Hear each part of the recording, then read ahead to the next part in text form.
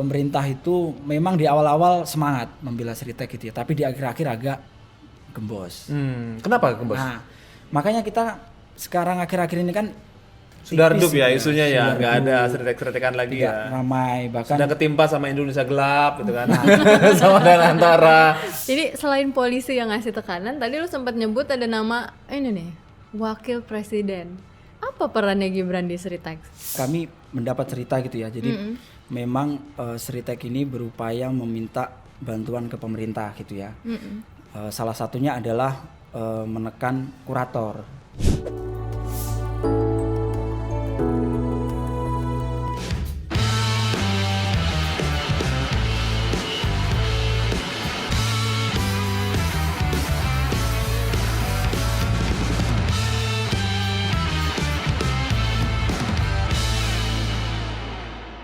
Halo, balik lagi di Jelasin Dong, bareng aku Vindra Florentin. Dan saya Hairul Anam. Dan di sebelah kita ada siapa nih? Aku Adil Al Hasan. Tegang banget.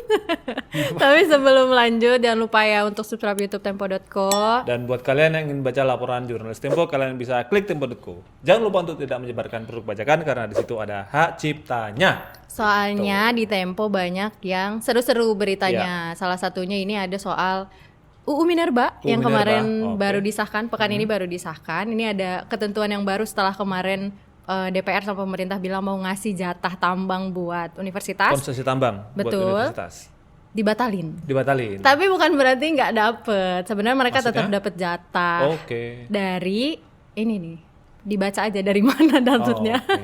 Ada di artikel lengkapnya Iya, deh. Iya. Di Nah, Tempo.co. Selain itu ada apa? Juga ada Danantara yang baru pekan lalu kita ulas nih di sini soal ini ya pembentukan Danantara setelah terbit undang-undang BUMN, revisi Iya. undang-undang BUMN. Jadi di situ sudah mulai muncul tuh bagaimana struktur pengelolaan BUMN ke depan dan juga pengelolaan dividennya yang tidak langsung masuk ke APBN tapi akan diolah lagi jadi investasi. Ada beberapa nama nih yang sudah disebut sebagai calon, baik itu kepala Danantaranya seperti Rosan Roslani, juga ada calon kepala holding investasi nih kabarnya, ada Pandu Sahrir. Nah, ini ternyata ada banyak yang khawatir nih dengan rencana pembentukan dengan adanya Danantara ini karena nanti konsolidasi bank-bank ada di sana dan khawatir kalau nanti ada apa-apa bisa keseret semua nih. Makanya belakangan ada anjuran untuk ngeras simpanan di bank-bank BUMN yang mana ini sejujurnya ya anjuran yang berbahaya karena bisa mengancam ini ya keamanan sistem keuangan kita. Boleh kecewa tapi tetap harus Ya. logis ya apa yang harus dilakukan sama nggak harus dilakukan. Tuh, dengerin yang terbiasa sama kecewa Bilil. Berikutnya nih ada Adil Al Hasan yang mau kabur ke luar negeri. Mau Jadi kemana tidak- Dil? Tidak hanya kabur ya, tapi pengen mengasingkan diri ke Yordania. Weh. Aduh. Ini Adil ya yang bilang ya. Iya. Ya udah ada. sekalian nggak usah balik lah, nggak apa-apa. Kan nggak usah balik, katanya nggak kan kayak gitu kan. Emang kenapa mau kabur? Adil membawa isu apa sampai mau kabur? Ya kan ini kondisi negara kita sedang nggak baik ya dan Luar biasa. teman-teman masyarakat Serius banget ini. sipil. Jadi tolong dengarkan ya. Ya. Karena ini lagi gelap, lagi iya. situasi lagi darurat.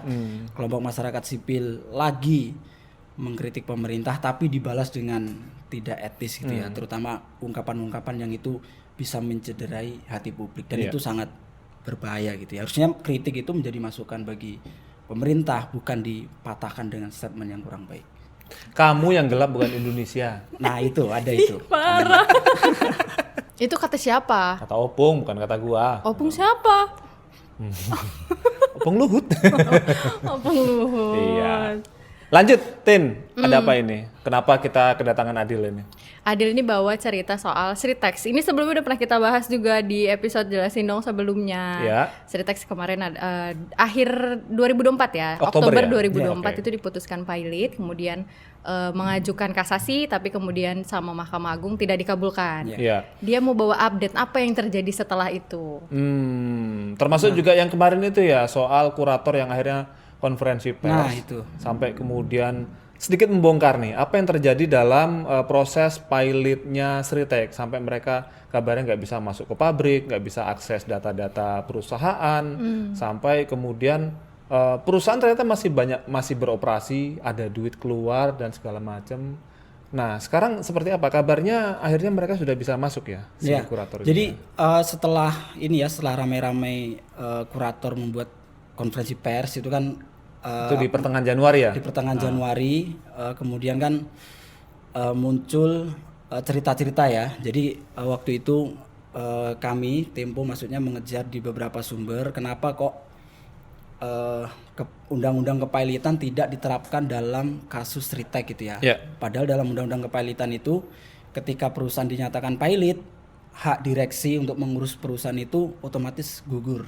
Walaupun masih dalam proses banding. Betul. Oke. Jadi harus beralih ke kurator. Nah, kasusnya Ritek ini direksi itu tidak menyerahkan operasional kinerja sehari-hari itu ke kurator. Jadi itu bagian dari pelanggaran hukum, dan selama kami melusuri ini ya, itu selain ada dugaan tindak pidana juga melibatkan pemerintah dan polisi. Nah, beberapa pengusaha kemudian sumber-sumber yang ditemui ternyata menganggap Ritek ini kalau bahasa mereka ya, bahasa narasumber itu, ini negara tersendiri di Jawa Tengah.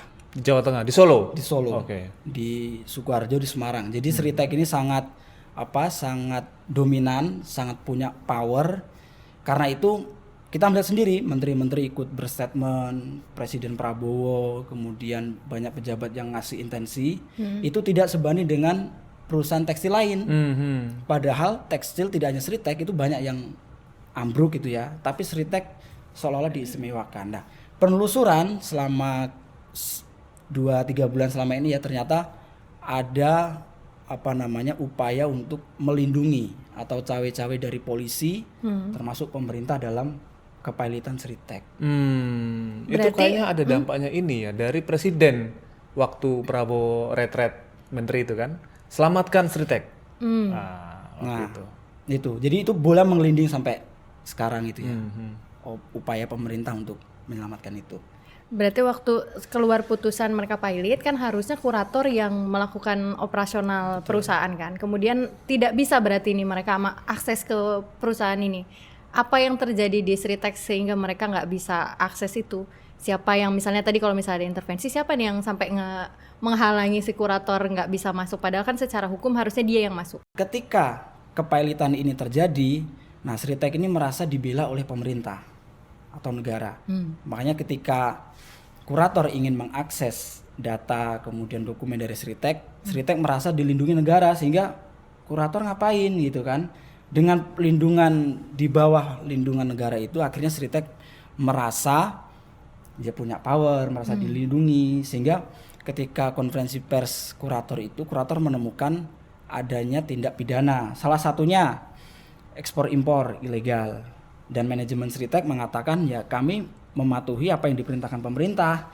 Perintahnya apa? Perintahnya adalah Ritek tetap beroperasi meskipun pilot. Nah itu kan melanggar hukum tuh. Nah, kurator itu di konferensi persnya kan sempat bilang nemu beberapa kejanggalan ya. Salah satunya proses eksekusi pilotnya itu apa yang mereka temukan, Nam? Ya, salah satu yang krusial itu adalah soal aliran dana ya. Ya. Jadi pada saat itu kan kurator bilang ada duit keluar sebesar 150-an miliar dari rekening perusahaan di salah satu bank yang setelah kita cek ternyata banknya itu bank BCA. Nah, kenapa kurator bisa mendapatkan data itu? Itu mereka dapat setelah mereka berhasil mengganti spesimen tanda tangan ini ya, tanda tangan di buku rekening gitu. Jadi dari direksi lama, dari manajemen lama diganti dengan tanda tangannya si kurator ini. Terus kemudian dicetaklah rekening korannya, baru kelihatan di situ sepanjang Oktober sampai Januari gitu ya. Ketika perusahaan sudah diputus pilot sampai dalam proses eksekusi pilot itu uang keluarnya segitu, sekitar 150 miliar. Itu baru dari satu rekening. Nah, padahal ada banyak rekening yang belum sempat mereka cek lagi satu persatu, belum sudah yang kita dapat infonya sudah beberapa dicetak rekening korannya, tapi belum diteliti lagi. Ada berapa banyak uang yang keluar, kemana saja dan segala macam. Nah ini kemudian jadi pertanyaan, kok bisa perusahaan sudah diputus pilot, tapi masih bisa mengakses keuangannya, masih bisa mengakses rekeningnya, masih ada duit keluar. Padahal mestinya bank-bank itu bisa otomatis langsung memblokir rekening tersebut, kira-kira begitu. Ada Ya hari itu karena tidak lepas dari waktu Prabowo bilang harus menyelamatkan Sritek, ya ini dampaknya seperti ini. Jadi misalnya pada saat itu katakan misalnya Menteri Koordinator Erlangga Hartarto bilang pemerintah dalam hal ini Bea Cukai akan membuat diskresi gitu ya, supaya Sritek tetap bisa beroperasi, terutama di kawasan-kawasan berikat yang di sana perlu ada proses terutama ini ya ekspor barang yang sudah produksi, karena dengan posisi dia sudah pilot itu nggak mungkin dia bisa mengimpor bahan baku. Jadi seperti yang disampaikan oleh Adil tadi, waktu dalam konferensi pers di pertengahan Januari itu kan kurator bilang ada banyak barang-barang keluar gitu kan, ada banyak barang-barang keluar, proses produksi tetap jalan karena memang pada saat itu ada blessing dari pemerintah supaya Sritek tetap beroperasi dan tidak ada PHK di situ. Walaupun sebetulnya ada banyak ini pegawai atau pekerja yang dirumahkan gitu. Nggak hanya di di perusahaan-perusahaan yang ada di Sritek, tapi juga perusahaan-perusahaan yang terafiliasi dengan dia, dan bahkan dirumahkan itu sudah unpaid ya, tidak menerima gaji gitu. Ini Sritek bisa sampai melangkah sejauh ini. Tadi kan lo bilang sampai melanggar hukum, dan tadi sempat disebutkan juga ada cawe-cawe polisi. Itu maksudnya gimana? Siapa yang main di situ? Kami mendapat cerita gitu ya. Jadi memang Sritek ini berupaya meminta bantuan ke pemerintah gitu ya. Salah satunya adalah menekan kurator. Jadi ada pertemuan ketika awal-awal kepailitan itu kurator menemui direksi Sritek di kafe di Pacific Place pagi sekitar jam 10. Nah, tanpa ada rencana, tanpa ada di jadwal, ternyata ada Direktur Tindak Pidana Ekonomi dan Khusus Brigjen Helvi yang tiba-tiba datang dari Mabes nih ya? Dari Mabes Polri. Brigjen Helvi Asegaf ya? Brigjen Helvi Asegaf. Nah, Brigjen Helvi tidak langsung masuk karena itu kan di ruangan VIP gitu ya, ruangan privat. Tapi ajudannya yang tiba-tiba melongok ke dalam, tiba permisi gitu ya. Permisi, ajudannya permisi dulu, kemudian bilang kalau Bapak pengen mengikuti diskusi. Gitu. Akhirnya Brigjen Helvi masuklah di situ. Yang intinya Brigjen Helvi membawa pesan dari Kapolri untuk kurator tolong diusahakan going concern. Apa nih Nam? Going concern. Sebelum lanjut, going concern itu adalah keberlangsungan usaha. Jadi dalam proses walaupun perusahaan sudah dinyatakan pilot, kurator atas persetujuan dari kreditur konkuren atau kreditur yang tidak pegang jaminan ya, itu bisa mengusulkan opsi going concern atau keberlangsungan usaha. Perusahaan tidak dieksekusi pilot, tidak ada pembebasan aset, tapi nanti perusahaan bisa beroperasi lagi, cuman manajemennya itu ditunjuk dan dikendalikan oleh kurator.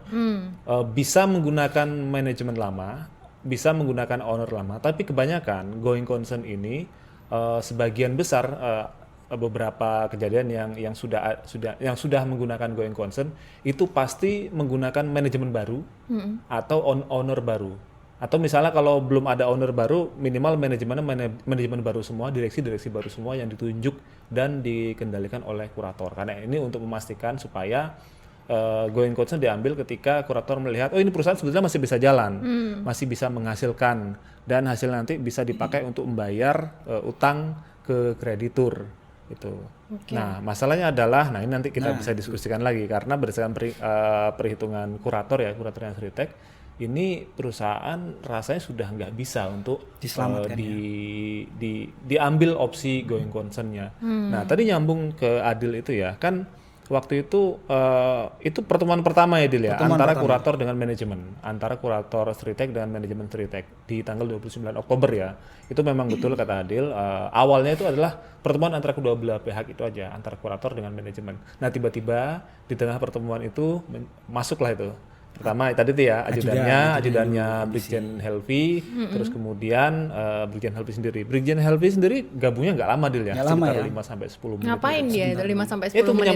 menyampaikan concern yang dia bilang titipan dari Kapolri Jenderal Listio Sigit bahwa ini diupayakan harus going concern. Jadi tidak boleh dipilotkan, tidak boleh dieksekusi asetnya itu. Dan itu sebenarnya sudah disampaikan sama ini ya, sama kurator ya pas waktu konferensi pers itu. Dan kurator menganggap dalam konferensi persnya ya, pemerintah terlalu banyak ikut cawe-cawe dalam proses kepilotan. Padahal kan kalau dilihat Sritek ini kan swasta ya. Iya. Swasta bukan BUMN, tapi pemerintah memberikan keistimewaan yang sedemikian rupa ya, sehingga sampai melibatkan polisi, menteri, dan wakil presiden Gibran Rakabuming Raka. Waduh. Tapi sebelum sampai ke Gibran kita balik lagi tuh ke cerita yang di pertemuan kurator dengan manajemen itu.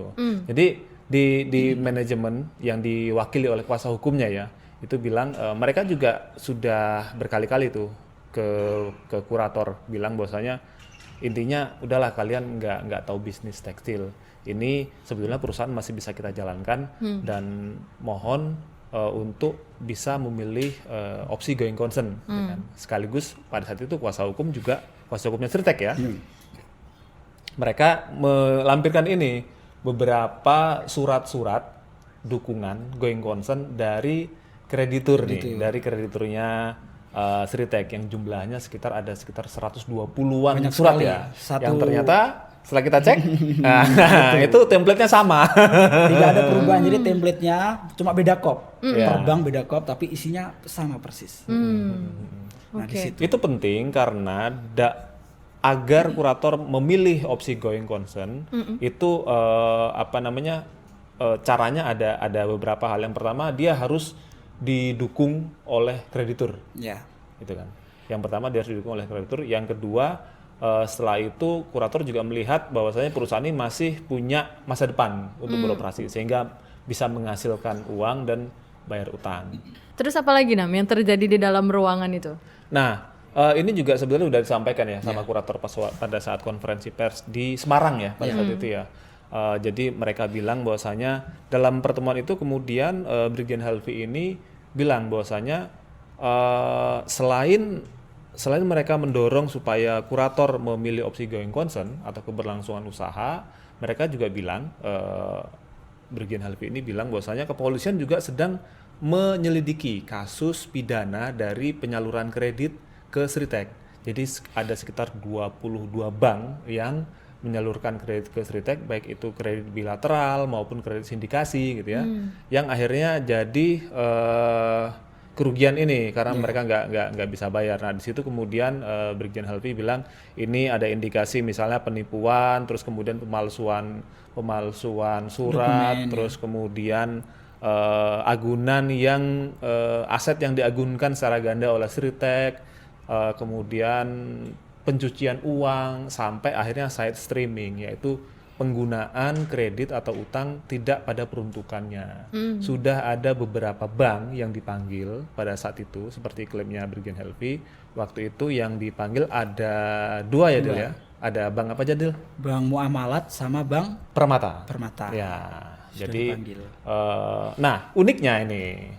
Jadi sebelum sebelum ada kasus itu, ada kasus pidana itu, Bank Muamalat itu tidak pernah memberikan dukungan opsi going concern. Nah itu. Jadi makanya kami menduga ini ada lobby-lobby untuk mendukung going concern. Nah setelah diselidiki kasus pidananya, baru kemudian muncul tuh surat dukungan dari Bank Muamalat untuk mendukung pemilik lama, owner lama, Iwan Setiawan Lukminto untuk diberikan kesempatan menjalankan opsi going concern, tidak dieksekusi pilotnya. Pemberesan ya. Jadi setelah diperiksa oleh kepolisian, muncullah tuh surat dukungan supaya going concern itu. Gitu Dil ya? Iya, persis. Ini selain polisi yang ngasih tekanan, tadi lu sempat nyebut ada nama ini nih, wakil presiden. Apa perannya Gibran di Sritek? Nah jadi wakil presiden itu mengapa sampai menaruh perhatian gitu ya? Itu kan tentu yang tidak bisa kita bantahkan karena sama-sama putra daerah ya. Sama-sama dari Jawa Tengah dan juga keluarga wakil presiden Gibran itu telah menjalin hubungan yang panjang. Sejarahnya panjang ya. Betul. Termasuk salah satunya kontribusi dalam proses-proses pemilu. Baik dari pemilihan presiden Jokowi maupun wakil presiden waktu 2024. Nah, Kemarin Ini cerita dari siapa nih? Yang Nah, kemarin- bahwasanya Sritek ini jadi salah satu pendukung ini ya, pendukungnya Jokowi dan pendukungnya Gibran ya. Nah, kemarin kan aku nemuin ya salah satu pimpinan lah di tim kampanyenya Prabowo Gibran untuk menelusuri salah satunya kenapa pemerintah tuh menaruh perhatian yang lebih gitu ya. Dan pimpinan TKN bercerita ternyata Sritek itu selalu mendukung calon-calon yang didukung Jokowi. Nah, dalam kasus Sritek 2024 ini, Sritek itu juga mendukung Prabowo Gibran. Dalam bentuk apa? Termasuk pengerahan dari tenaga kerjanya. menjanjikan suara dari tenaga kerjanya. Betul. Oke. Nah, dan itu sudah diakui oleh Serikat Pekerja di Sritek. Si Slamet gitu ya. Slamet mengakui bahwa para pekerja itu mendukung Prabowo Gibran termasuk direksinya. Selamat Kaswanto ini. Betul. Serikat Pekerja Nusantara ya, Nusantara, SPN ya. Ini dia sudah mengakui bahwa dukungan itu atas arahan dari direksi. Betul. Tasaran direksi. Lalu kemudian apa bentuk dukungannya Gibran terhadap penyelamatan Sritek ini? Dia memerintahkan ke siapa untuk menyelamatkan Sritek ini? Nah, informasi yang kami terima, jadi Wakil Presiden ini mengutus Wakil Menteri Ketenagakerjaan Immanuel Ebenezer alias Noel gitu ya. Dan dalam proses kepailitan ini, dalam proyek Sritek ini, Noel itu menjadi PIC dari pemerintah, jadi juru Juru bicara. gedor.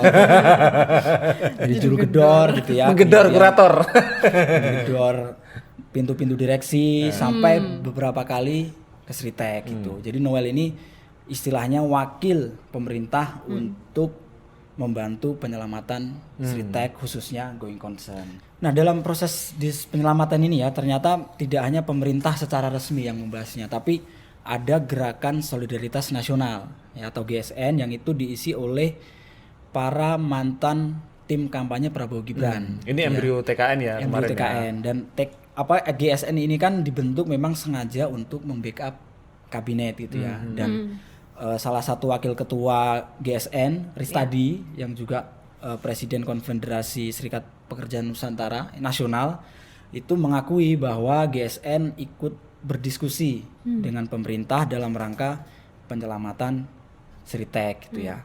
Dan opsi-opsi yang muncul ya salah satunya going concern gitu ya. Nah, kemarin di Bandung Barat aku menemui langsung Ristadi ya untuk bicara itu, tapi Ristadi tidak banyak bicara detail gitu ya. Jadi kami hanya mengkonfirmasi informasi yang salah satunya adalah pemerintah itu memang di awal-awal semangat membela Sritek gitu ya, tapi di akhir-akhir agak gembos. Kenapa gembos? Nah, makanya kita sekarang akhir-akhir ini kan Sudah tipis redup ya gitu isunya ya, sudah nggak redup, ada Sritek-Sritekan lagi tidak ya. ramai, bahkan Sudah ketimpa sama Indonesia gelap gitu kan. Sama dengan antara. karena saking ribetnya proses ini gitu ya. Jadi pemerintah tuh mulai setengah hati untuk mengurus Sritek ini. Makanya karena kedekatan Wakil Presiden dengan Sritek, makanya pemerintah itu menyerahkan ke Wakil Presiden aja gitu ya. Jadi Prabowo menyerahkan ke Gibran nih Gibran. untuk udah lo ngurusin Sritek ya gitu Nah kan. gitu. Jadi makanya timnya Gibran termasuk di situ ada Noel, disitulah bergerak. Jadi Prabowo lepas tangan gitu. Jadi ini diserahkan untuk jaringan-jaringan Gibran di pemerintahan, termasuk Noel, termasuk kalau ini informasi yang sudah sering kita tulis ya, itu dengan Kapolri. Jadi ada geng Solo Ya. yang berupaya menyelamatkan si Sritek ini gitu. Nah, bentuk mulai gembosnya dukungan pemerintah terhadap Sritek itu bisa kita lihat di akhir-akhir ini. Jadi di tanggal 30 Januari kemarin itu sudah ada rapat kreditur Ya. antara kurator dengan kreditur Sritek. Ini. Di situ si kurator diperintahkan oleh para kreditor untuk maksimal dalam 21 hari bisa masuk dan mengakses aset-aset yang ada di dalam Sritek. Ya. Itu diperlukan karena nanti aset-aset ini akan dibereskan. Maksud dibereskan adalah diakumulasi, dijual, terus kemudian dibagi-bagi kepada kreditur, kepada pegawai dan lain-lain. Isu keberlangsungan usaha ini sangat didorong oleh pemerintah sebagai proses penyelamatan. Jadi bukan bailout ya, seperti yang kita takutkan pada awalnya. Ternyata keberlangsungan usaha, tapi caranya adalah memaksa kurator untuk menempuh opsi keberlangsungan usaha. Nah, ini sebetulnya sebetulnya ini sudah sempat diakui kan oleh pemerintah, bahkan oleh Erlangga sendiri. Dia bilang ketika kasasinya Sritek ditolak dan kemudian pilotnya berlanjut, itu kan Erlangga kemudian bilang pokoknya perusahaan pemerintah atau negara mendorong supaya opsi going concern yang diambil dan meminta BNI, bank BUMN, satu-satunya bank BUMN yang jadi krediturnya Sritek, gitu. Menjadi lead untuk mengurus going concern ini. Gitu. Nah, kenapa BNI ya? Karena dia statusnya BUMN. Gitu kan. Selain proses penyelamatan, memaksa untuk kurator menempuh going concern, juga ini soal upaya untuk mencari owner baru, pengusaha baru yang mau membeli Sritek dalam kondisi seperti ini.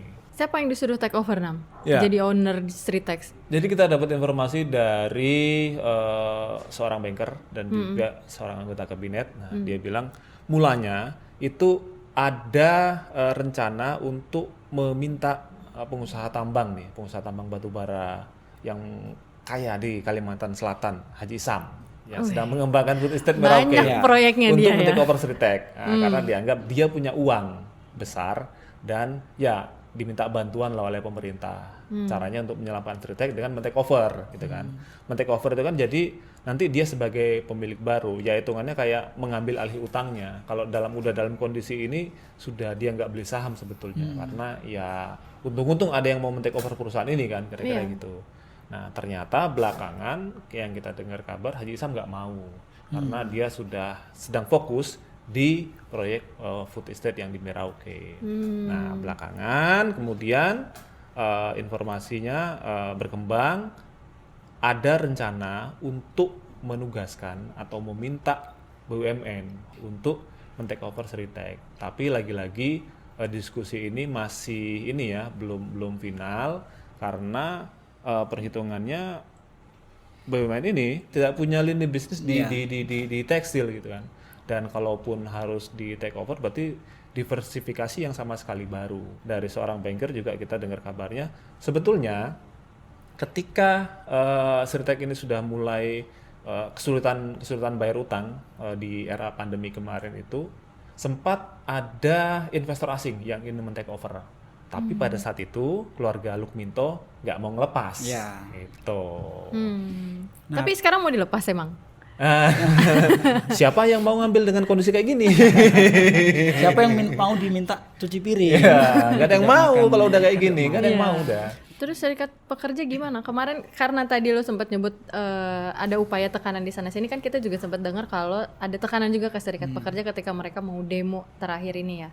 Posisinya gimana sekarang serikat pekerja? Ya, kemarin kan serikat pekerja yang rame banget ya, ada sekitar 50.000 klaimnya akan menggeruduk Jakarta. Ya, itu ternyata polisi berperan lagi nih dalam meredam demonstrasi besar di Jakarta.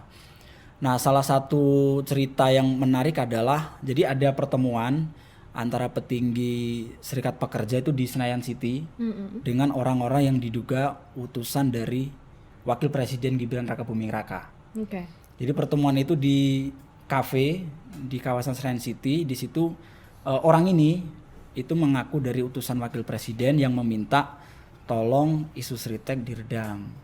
Jangan terlalu keras ngomongnya, jangan terlalu frontal, karena ini berkaitan dengan iklim investasi lah, dengan narasi-narasi ketakutan lah, dan lain-lain. Nah, selain itu, diskusi di Senayan City ini juga ingin mengkonfirmasi apakah serikat pekerja di kawasan Jabodetabek akan mendukung aksi besar ini atau tidak. Nah, solidaritas gitu solidaritas. Sekarang kan yang aksi besar kan dari Sritek ya di Semarang dan lain-lain, Sukoharjo ingin ke sini. Jadi orang utusan Wakil Presiden ini memastikan apakah akan ada bantuan dari sekitar Jabodetabek. Kalau ada bantuan pasti akan lebih besar kan masanya, seperti itu. Nah, itu yang di serikat pekerja yang di kawasan Jabodetabek. Nah, di kawasan Solo dan Semarang dan sekitarnya itu juga ada upaya penggembosan. Jadi kan aksinya kan nggak jadi nih. Ya. Nah ternyata serikat pekerjanya itu juga ditekan, ditakut-takutin. Takut-takutinnya adalah nanti aksi ini ditunggangi. Oke. Ditunggangi, nanti kalian tidak akan optimal, akan memboroskan biaya dan lain-lain. Nah sehingga mereka menjanjikan nanti akan ada audiensi perwakilan. Mereka yang janji ini siapa? Ini yang menjanjikan polisi dan juga salah satunya Noel yang langsung Dan kompensasinya Noel yang ke Solo. ke Solo dan kami mendapat Datangi cerita. buruh. Betul. Nah cerita lain adalah sebelum menjelang aksi besar itu sebenarnya perwakilan serikat pekerja itu sudah memberikan surat pemberitahuan ke Mabes Polri, ke Baintelkam gitu ya. Nah di situ serikat pekerja itu yang rencananya ingin memberikan surat pemberitahuan aksi termasuk ke Mabes Polri, ke Kementerian Keuangan dan lain-lain sasaran aksi, ternyata di situ Mabes Polri intinya itu tidak membolehkan aksi gitu ya. Dengan surat-surat tadi ditahan di situ.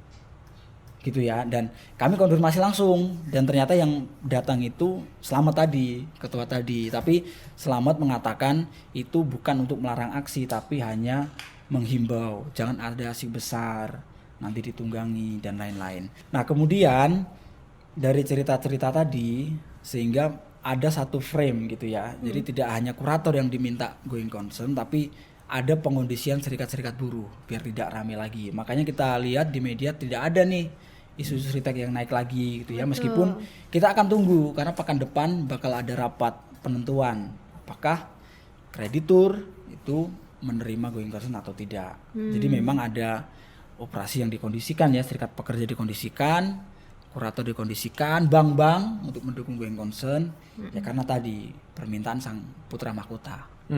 Gitu. Oke, terus sikap Tempo gimana, Nang? Ya, kita sih prinsipnya ini ya,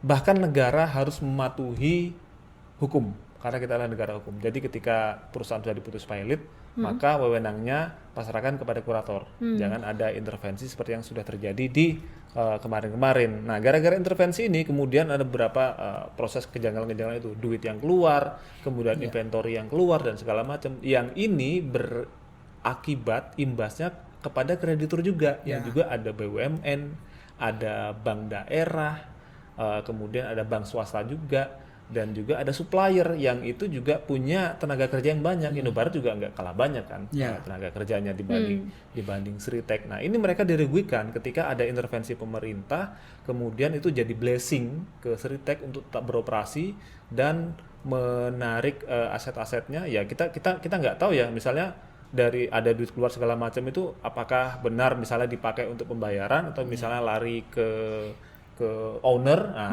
itu nanti kita harus menunggu hasil dari verifikasi ini ya. Verifikasi dari kurator. Apalagi misalnya kemarin sempat ada tagihan 1,2 triliun dari ternyata perusahaan-perusahaan yang terafiliasi dengan ownernya Sritek. Padahal setelah dicek itu ternyata ada beberapa tagihan misalnya proyek pembangunan atau renovasi rumah dinas yang ternyata rumahnya owner. Jadi ada banyak kejanggalan banyak kejanggalan yang terjadi ketika pemerintah mengintervensi dan memberikan blessing untuk menyelamatkan Sritek. Padahal itu tidak ada tuh. Itu sudah melangkahi apa yang diatur oleh hukum kepailitan. Jadi kita tunggu saja.